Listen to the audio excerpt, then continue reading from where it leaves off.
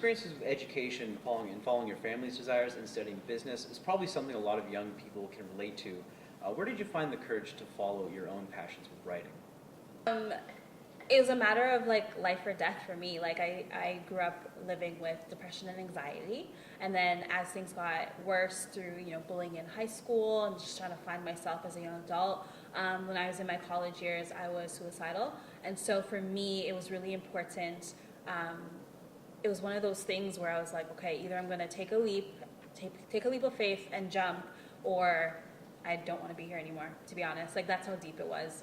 And I hate to start this off on such a deep note, but like, it's a reality of a lot of millennials, a lot of people who are following their dreams, they're suffering in silence because they're listening to naysayers or their parents don't want them to. And for me, I was what is the point of living if you can't follow your heart, right? And I didn't want to live life with borders. So I took a leap of faith. And luckily for me, it worked out, but I know for a lot of people, they still struggle through navigating that path. It was very scary. I didn't tell them I dropped out of school for like a year. So, I mean, they were busy with their own lives. So fortunately for me, I could, try and make sure that I had a footing on my dreams and had some accolades under my belt to kind of justify why I did it, because I believed in me, but a lot of people around me didn't believe in me because I failed grade 11 and 12 English. I wasn't necessarily a scholar and A student, so a lot of people were like, why would you want to be a writer when academically it clearly doesn't, show that you are able to write? But I knew I was special. I think when we're kids, we are made to believe that we can be anything and everything we want to be, and then we grow up and we go through these transitions, and all of a sudden we need to be more realistic, and that it fucks with a lot of people, especially me. So for me, it was just like, you know what, I will suffer the consequences later, but right now this is what I need to do. What was it like to first get published in a major Canadian newspaper? It felt amazing, but what felt more amazing is so I had a mentor, and my mentor was someone who told me, you know what, if you want to write, then you should probably start a blog. Like, start there, start small and dream big. Started the blog. She then was very instrumental in helping me be consistent and passionate and exercising that work ethic. And it was those transferable skills that she saw in me that really opened the door to the field of journalism. So I didn't go to school for journalism. I don't have a background in journalism, but she really was able to really pick up the phone and hook me up with an interview because she saw that drive in me.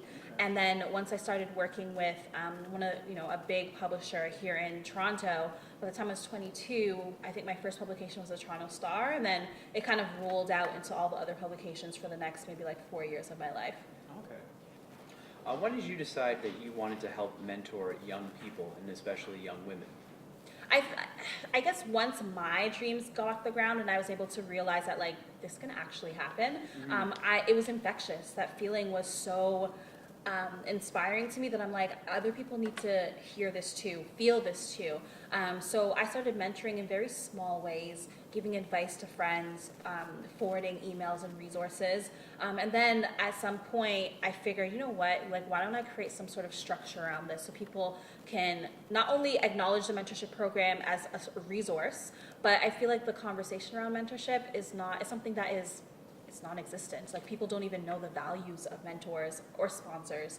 And I wanted to make that conversation louder. So I think that was one of the main reasons, because no one was talking about it, and because I had experienced the benefits, I wanted other people to experience the benefits too. As a mentor of young people today, what are some of the biggest challenges you see them facing? Mental health. Mental health is probably the biggest. The conversations you have with yourself determine whether you win or lose. And many young adults are having losing conversations. That's the reality of what it is. They're either growing up in households that don't support their dreams and ambitions, or they're sitting in classrooms where the teachers are not paying attention to the close details. For me, I didn't realize I was a visual learner until later on in my life. Had I discovered this earlier, had a teacher taken it upon themselves to really figure out why I was failing all my classes, or why I wasn't paying attention, or why I wasn't attending school, it could have changed the whole dynamic or my entire experience in high school. So I think it's just about, for me, I've mentored homeless youth, prostitutes, I've mentored new graduates. Like, I mean, I think no matter the circumstance, it's important to remember that there is a way up and a way out, and everything is a blessing in disguise. So yeah, mental health is probably the number one thing. And I'm not a mental health professional. I'm an advocate. I mean, I've lived with depression and anxiety for several years. So I do what I can. And if I do need to refer them to a psychologist or a therapist, then I do that. Writing is often considered a very competitive field. Do you feel that you need to have a competitive edge in order to find success as a young writer today? Yes, I do feel like you do need to promote yourself. It's very important to utilize different mediums. So for me, my blog, I started blogging in 2009, and that really gave me the confidence to pursue bigger writing opportunities. And it also helped me build a relationship with my audience, right? So they were growing with me along this whole journey. So they know during the times that were really dark and maybe challenging, and they know about the upsides. Like last month, I had an interview at Forbes magazine in New York, right? Like, so for me, writing is very therapeutic. It's always been a source of happiness. So yes, it's competitive. You do have to up the ante on a regular basis. So for me, it's like I wasn't going to be a blogger for the rest of my life. Like blogger, turn journalist, turn author, turn ghostwriter. Like I'm always trying to level up because you're only as good as your last piece. You know what I mean? So it's very competitive. Everybody wants to be a writer. But I think at the end of the day, like your resume it's important. You're only as good as your last job.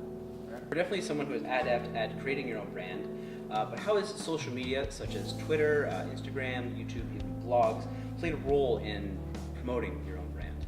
Social media has played such an important role simply because it's enabled me to build an emotional connection with my audience. So they, like I said, like they have grown with me throughout the years, and so they get excited when I win and they support me when I lose.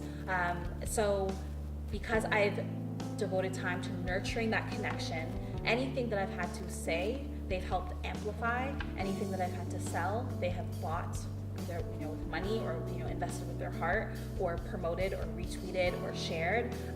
So I think it's a relationship, and it has definitely, without social media, I don't know I'd be where I am today because I've acquired many mentors through social media. Many amazing like relationships and connections and job opportunities. So like without social media, I just don't know how that would have come into my life. In order to have a book or any product or anything a service, like you need I don't like to say following, but like you need a tribe, right? People who are gonna advocate for you, amplify your message, tell their friends. So like that relationship with your audience is like super important. If you had any advice for someone who doesn't know much about brand promotion or using social media, what would it be? Advice, don't be scared. Like I hear a lot of people say that, oh, I don't want to be on social media because like I'm a private person, but like ultimately you have control over what you want to post, so that's bullshit. Am I allowed to swear? I'm sorry. Yeah, so like ultimately you have control, so like I think that's nonsense. Like you have control over what you want to post. The second thing is don't compare yourself to other people. Social media is a highlight reel. Like a lot of times you see people's best moments. I do my best to be as transparent as possible with the good and the bad, but it's easy to get like swallowed in social media and like see someone else's life and think that you are less than. But no matter where you are at in your life, at every age and at every stage, like you have to know what value you bring to the table, and social media can simply highlight that, right? So start small. Like you don't have to be, so the third thing I would say is start small. You don't have to be on every social media platform. Choose what you like best. What's the most fun for you, right? So like YouTube is super fun for me, Twitter because I'm a writer, and Instagram because it's very visual. So start small. Like you don't have, there's so many and it can be very overwhelming. Start with 3, and go from there and master those before you move on. Yeah, because the traditional publishing industry has changed quite a bit. They're not taking as big of a chance on new writers. When I started my journey, I was rejected by my agent pitched to about 30 publishers across North America. They all said, we love your work, but there's 2 things that they wanted me to change. It was a work of nonfiction. They asked me to switch it to fiction and resubmit, and then my following, right? Like even though I was contributing to various online publications and I was like using their numbers in the pot with mine, they said like they're just not willing to invest financially on someone who doesn't have a substantial following. So in that context, yes, it's absolutely important, but even if you were self-publishing, how are you going to sell a single copy of your book if you don't utilize social media, if you don't build an audience? Like it just doesn't make sense to me. And also too, like, I mean, I've done I like utilize Insta stories. And so just through simple Insta stories or sharing a picture of my book on Instagram, people have DM'd me wanting a signed copy or wanting to meet up with me or maybe hiring me for a speaking engagement.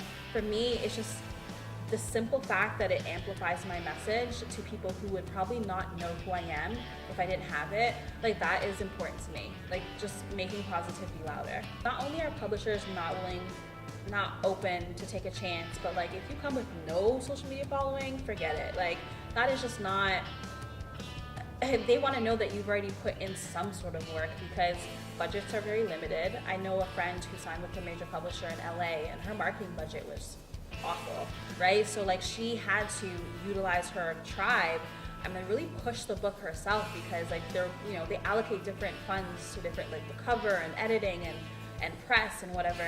And you know, her marketing budget just wasn't what she thought it would be. And so she had to depend on herself to really push. So we've explored social media as being an aid to writers, but in any way can it be a hindrance? And I'd like to add to that, how would you avoid letting it stand in the way of your work? Yes, it can be a distraction. I'm really happy that during the 4 years I wrote my book, was there even social media? I don't even remember. I mean, I had limited time on social media. I think Facebook and Twitter existed. So I had limited time on social media, so I was really able to focus. But now, you know, it's somewhat difficult because like every second of the day, I mean, in some aspects, like, you know, you want to share aspects of your life, so it can be hard to really like focus on the goal. Like, I want to write a second book, and it's the time, you know what I mean? Like I have to carve time out to make that happen, right? Like, it can be a distraction, but it can also be really inspiring because it can allow you to connect to other authors and whatnot. But again, the comparison game, right? Like, you kind of have to focus, and if you need to block yourself out from social media or install the app on your computer or whatever the case may be, then you just need to do it. Ms. Reed, thank you for sitting down with me. I really appreciate it. It's been very insightful. And, really Thank you. Yeah.